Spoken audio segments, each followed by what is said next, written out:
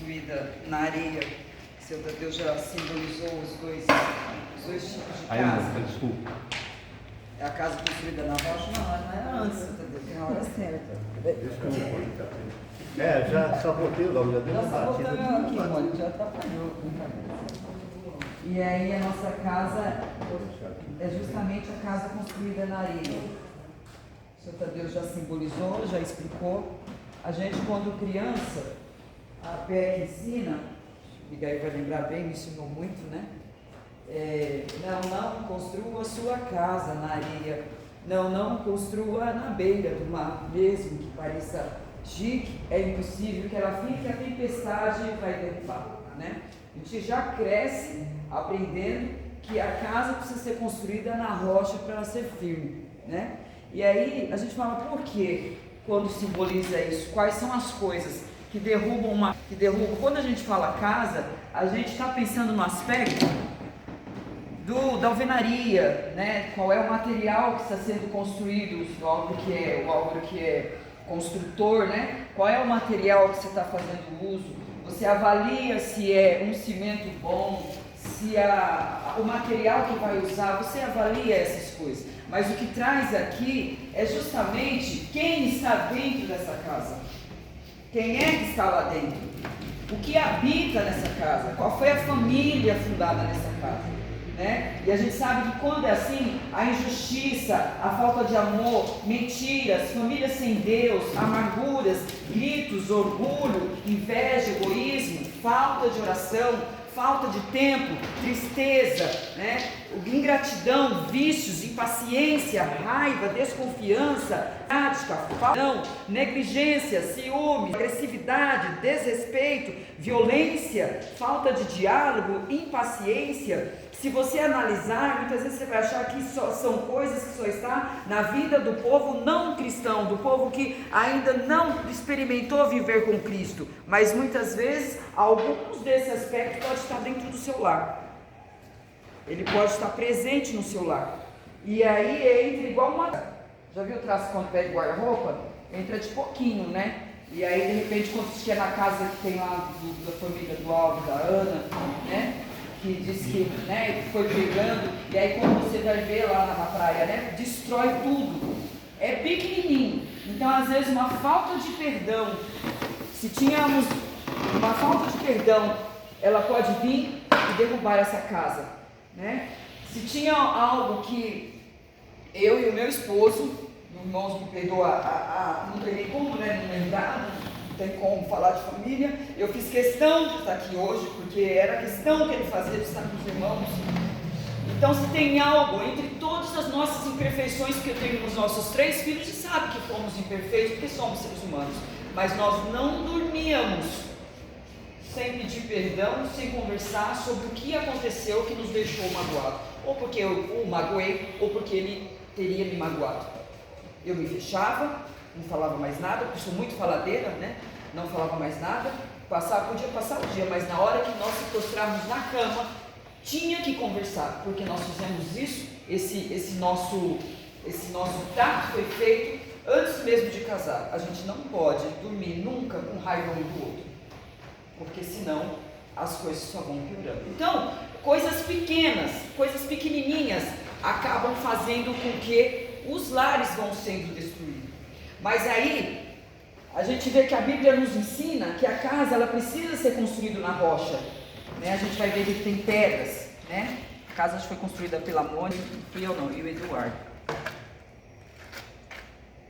A casa que ela é construída pela rocha, ela vai ter justiça, ela vai ter verdade, família com Deus, humildade, alegria, humildade com o outro. Às vezes a gente também pensa de termos as características positivas e boas para as pessoas que a gente encontra quando a gente abre a porta e sai para fora. Não, agora eu preciso vestir a veste de ser uma boa pessoa. E às vezes a gente tem que ser essa boa pessoa dentro do nosso lar. A gente tem que ter a humildade, a alegria de estar com os nossos, a coragem, a gratidão, o perdão, a admiração. Se admirar assim, não deixa só que os outros lá fora te admirem. Admire quem está do seu lado. Olhe para quem está do seu lado e diga, ó, que bom, hein? Quantas vezes a gente teve que admirar o Euripides? Quantas e quantas vezes? Olhar para ele, dizer para ele com tudo que você está passando, rapaz. Só que eu fazia muito a psicologia reversa com ele, né? Para ele se erguer. Não era fácil. Rapaz, o que é isso? Ergue. Olha como é que tu está bem. Imagina, você estava andando com aquilo, agora você não está nem mais com isso. Você tem que estar ali encorajando, dando coragem, agradecendo o quanto está conseguindo, perdoando, admirando, dedicando o seu tempo à pessoa da sua casa. A admiração, a dedicação, o respeito, a paciência que você precisa ter, e o outro para com você, porque um tem que ter a paciência com o outro, o amor, a doçura, o silêncio quando precisar, né? Nesse momento mesmo que nós passando, porque estamos passando, teve um amiguinho do Nicolas, o Guilherme, e ele ficou horas, não foi minutos, foi horas lá na minha casa. A gente ia para um lado, ia para o outro, voltava, e eu sempre de olho, sempre ali, sentado do lado do Nicolas, sem falar nada. Às vezes é hora do silêncio, e às vezes esse silêncio está dentro de casa também, precisa. O silêncio, a confiança, a paz, a oração, a mansidão, a virtude, o cuidado, a fé com obras. A fé com obras. Não adianta eu dizer que tenho fé e eu não tenho obras, né? A fé vai fazer com que eu construa, com que eu faça. A confiança acalma, e o diálogo, sempre. Eu tenho dúvidas, pergunte. Eu não sei, vou falar com a minha mãe. A gente sempre trabalhou isso, porque a família que é construída na rocha, o que o pai sempre ensinou para vocês? Família cuida de família. Mas essa família, para cuidar da família, quer seja a família interna como a família espiritual, ela precisa ser uma família que está construída, edificada na rocha e não na areia. Quando diz, se a mãe puder voltar o texto mesmo, a Deus, diz: todo aquele, pois, que escuta essas minhas palavras e a pratica, assemelhá-lo-ei ao homem prudente que edificou a sua casa sobre a rocha, e desceu a chuva, porque não é perfeição. Eu não sei se os irmãos vão lembrar, mas um dos últimos cânticos que eu cantei aqui com ele foi aonde a gente fala: Deus proverá minha vida, minha casa, meus problemas já estão no altar. Eu disse para os irmãos a seguinte questão, eu falei, não tenho costume de falar antes do louvor, não sei se os irmãos vão lembrar, mas eu disse: isso aqui foi pregado no meu casamento, pelo pastor Milton. E desceu a chuva, e correm os rios, e assopraram ventos, e combateram aquela casa, e não caiu, porque estava edificada na rocha. E hoje eu fecho dando glória a Deus, porque a minha casa não caiu. Foi difíceis, de lutas, dias maravilhosos nós vivemos também, mesmo dentro desses 5 anos que meu marido sofreu. Foram dias, 6 anos, desculpa, começou tudo em 29 de abril de 2020, encerrou tudo agora 24 de maio de 2026.